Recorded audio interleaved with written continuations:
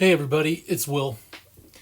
So I wanted to come into recording this introduction to me without a script because genuineness in this endeavor matters to me a lot. So bear with me in case I wander a little bit. But I want to be completely honest with everybody that's going to be listening to the podcast. I guess you could say that I've lived most of my life partly as a Fox Mulder type. I want to believe.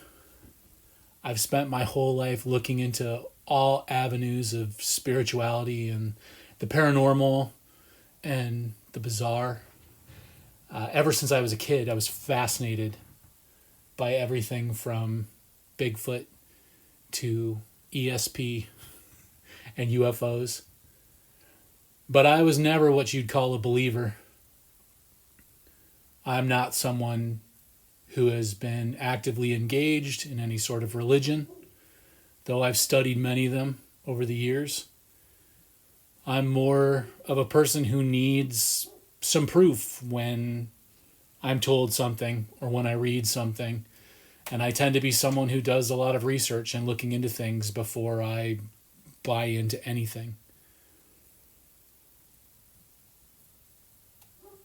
So I've spent my life as what I like to call a spiritual atheist.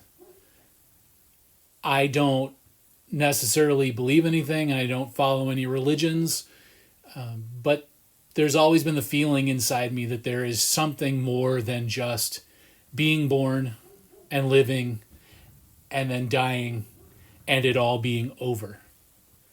That rang just as false to me my entire life as everything else I've heard out of any other mythology or religion that I've encountered.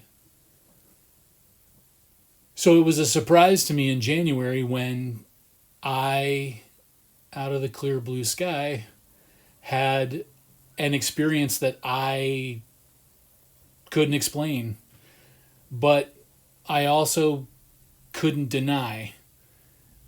It seemed almost tailor-made for a skeptic like me to go through it and not be able to dismiss it right away or out of hand.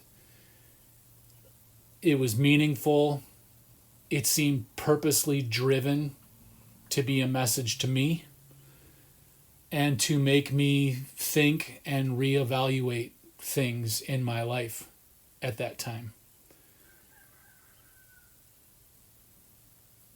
So when faced with something undeniable like that, I did what I always do and started looking into things, going back to things that I had studied in my lifetime, things that my wife was more interested in than I was in, trying to listen to testimonials from other people, doing reading, the way I face any other informational situation that I've come across.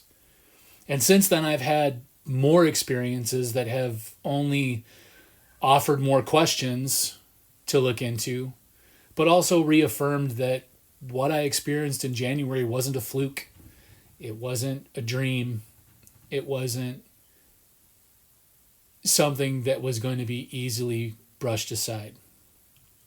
So it's led me here to this podcast with my wife, where we're interested in asking some big questions about how we all live our lives and the way we look at everyday situations, just the way I've been doing since my experience in January.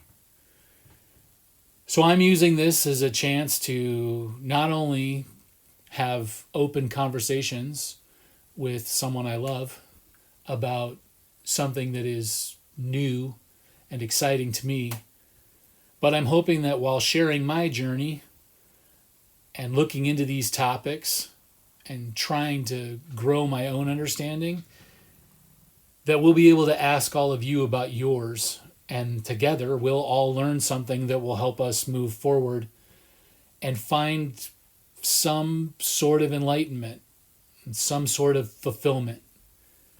Two things that I really feel like modern life and religion and politics and our economic nature as a country have been very lax in offering any real, deep, meaningful answers to.